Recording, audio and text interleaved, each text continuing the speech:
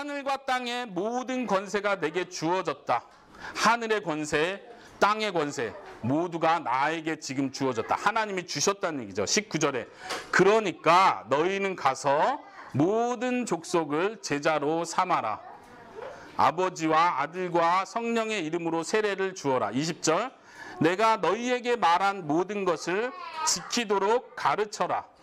보아라 내가 너희와 세상 끝날까지 항상 함께 있겠다.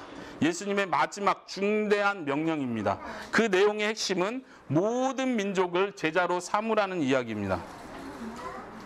아까 처음에 질문을 드렸었습니다. 모든 민족을 제자로 만들라는 이야기가 무엇인가? 무슨 의미인가? 예수님이 여기서 무엇을 강조하고 계신가? 우리 좀 생각해 봤으면 좋겠습니다. 단순히 오늘날 우리가 이 본문을 볼 때 많은 교회 일반적으로 성도들이 이 본문을 쉽게 그냥 가서 전도하라는 얘기구나 이 정도로 쉽게 그냥 생각하는데 오늘은 좀 문맥과 연관해서 같이 생각해 봤으면 좋겠습니다. 예수님께서는 지금 증인들을 세우고 계십니다. 참된 증인이 있고 거짓 증인이 있다고 했습니다. 그리고 예수님은 이제 12제자, 11제자를 파송하시면서 너희가 이제 증인의 역할을 해야 된다. 그런데 중요한 것은 이제는 누구에게 전하느냐에 대한 이야기예요. 모든 족속으로 제자를 삼으라는 얘기, 모든 민족으로 제자를 삼으라는 얘기요. 이 민족이라는 단어를 잘 보시면요. 예수님께서 처음 마태복음 10장에서 제자들을 파송했던 경험이 있어요. 어쩌면 좀 실습이라고 할까요? 마태복음 10장에서 예수님께서 제자들을 파송하면서 너희가 병든 자도 고쳐주고 치료해주고 하나님 나라가 가까웠다고 선포해라 라고 제자들을 소위 말하는 전도하도록 보내면서 중요한 말을 하나 해요. 뭐라고 하죠? 이방인의 길로는 가지 마라. 유대 땅에만 해라. 그때 말하는 이방인이라는 단어와 지금 여기서 나오는 민족이라는 단어가 똑같은 단어예요. 다시 말하면 다른 민족에게 가지 마라. 다른 이방 사람들에게 가지 마라. 10장에서는 이렇게 얘기한 거예요. 근데 28장에 와서는 바로 그 다른 민족에게 가라. 이제는 상황이 바뀌었다라는 걸 이야기해 주시는 거예요. 지금 예수님이 강조하는 점이 여기 있어요. 아까 갈릴리에 대한 이야기도 했습니다.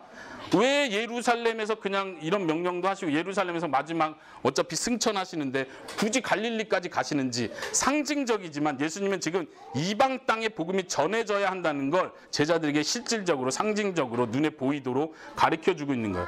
지금 여기서도 마지막으로 강조하는 것이 그겁니다. 너희는 이방 민족들에게 가라.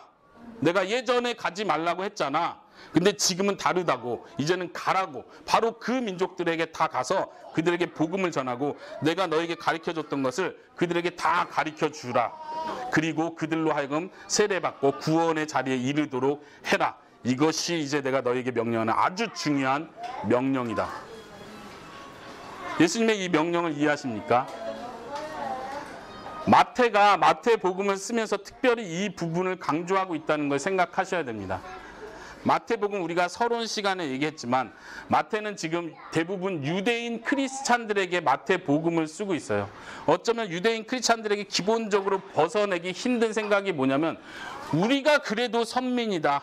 이스라엘 민족, 우리 유대인들이 그래도 복받은 나라고 그래도 유대인들이 하나님의 뜻을 이루는 나라다. 우리가 중심이다. 자꾸 이 생각을 하는 거예요. 그러니까 마태는 도리어 마태복음을 쓰면서 중요하게 강조하는 것 중에 하나가 아니다. 예수님께서 살아계실 때 우리 12제자에게 분명히 하셨던 중요한 강조들이 복음이 이제는 이방 나라에게 퍼져나가야 된다는 얘기를 중요하게 하셨다. 우리가 우리만 좇고 복음을 우리만 누리자고 가지고 있어서는 안 된다. 이제는 우리가 이 복음을 다른 민족들, 다른 나라의 사람들에게 전해야 된다. 그것이 우리가 해야 될 일이다. 우리 교회 안에 다른 나라에서 온 사람들이 있다면 헬라에서 온 사람들이 있고 헬라인들이 있고 이방 나라에서 온 사람들이 있다면 그들에게 더 잘해줘야 된다. 그들과 하나가 돼야 된다. 우리는 하나님 나라의 한 백성이다. 계속 이 이야기를 하는 겁니다. 오늘날 우리 한국교회를 비롯한 이 땅의 교회들을 한번 생각해 봤으면 좋겠습니다. 어쩌면 우리는 복음을 먼저 들은 나라, 복음을 먼저 들은 교회로서 우리 교회 중심적으로만 복음을 좋아하고 기뻐하고 즐기고 만족하고 끝나진 않는지 생각해 봐야 됩니다. 하나님께서 여러분들 한 사람 한 사람을 구원하실 때는 여러분들이 구원받고 행복하고 천국 가고 이걸로 끝나라고 주신 것이 아니라 내가 받은 이 복음을 감사한 마음으로 이제는 다른 사람에게 전할 수 있어야 된다는 것을 우리에게 가르쳐 주시는 것입니다. 우리 설교 제목에서 얘기한 것처럼 부활의 주님, 부활의 증인. 우리가 정말로 예수님을 부활의 주님으로 믿는다면 그분 앞에 경배할 것입니다. 그리고 우리가 정말로 그 부활의 주님을 부활하셨다는 사실을 믿는다면 그분의 명령에 순종하는 자가 될 것입니다. 예수님의 명령은 아주 명백하게 마태복음 28장에서 나왔습니다. 너희는 가서 다른 민족들에게, 이방 나라에게 나의 복음을 전해라. 그들에게 세례를 주고 내가 너에게 분부한 가르쳐준 모든 것을 그들로 배우게 해라. 그러나 한 가지 중요한 것, 마지막 예수님의 말씀, 그러나 내가 세상 끝날까지 너희와 항상 함께 있다. 너희가 이방의 길로 갈 때, 다른 나라에 갈 때, 믿지 않는 다른 사람들에게 예수님을 전할 때 반드시 핍박이 있을 것이다. 그들이 너희를 잡아 죽이려 할지도 모를 것이다. 그렇지만 가라. 담대해라. 왜요? 내가 너희와 항상 함께 있다. 지금까지 너희와 같이 있었던 것처럼 이제는 성령님을 통해서 내가 너희와 항상 함께 있을 것이다. 내가 이제 하늘의 왕으로 등극하여 그 왕에 된 자리에서 너희들의 모든 것을 보호하고 지키고 함께 할 것이다. 두려워 말고 가라. 위로의 말씀도 같이 주십니다.